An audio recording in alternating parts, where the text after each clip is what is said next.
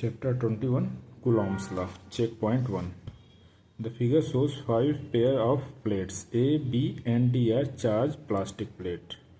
A, B और D plastic plate है जिनमें की चार्ज है. And C is an electrically neutral plate. C is an electrically neutral copper plate. ये metal की बनी हुई सी की प्लेट मेटल की बनी हुई है, बट ये न्यूट्रल है, इसमें अभी कोई चार्ज नहीं है. The electrostatic force between the pairs of plates are shown for 3 of the pairs. For the remaining 2 pairs हमें बताना है.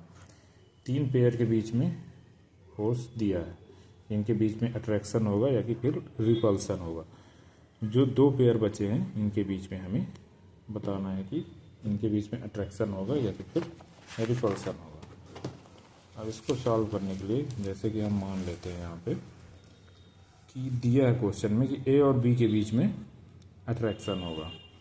हम मान लेते हैं ए में पॉजिटिव चार्ज है, बी में ऑब्वियस सी बात है अगर अट्रैक्शन हो रहा तो अपोजिट चार्ज होगा, तो बी में निगेटिव चार्ज.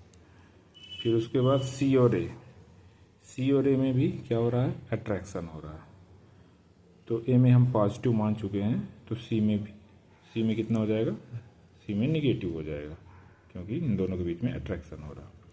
फिर यहाँ पे रिपल्सन हो रहा है. ए को हम पॉजिटिव मान चुके हैं और डी से ए और डी के बीच में रिपल्सन हो रहा है, मतलब इन दोनों के पास सेम चार्ज है, ए और डी के पास सेम चार्ज.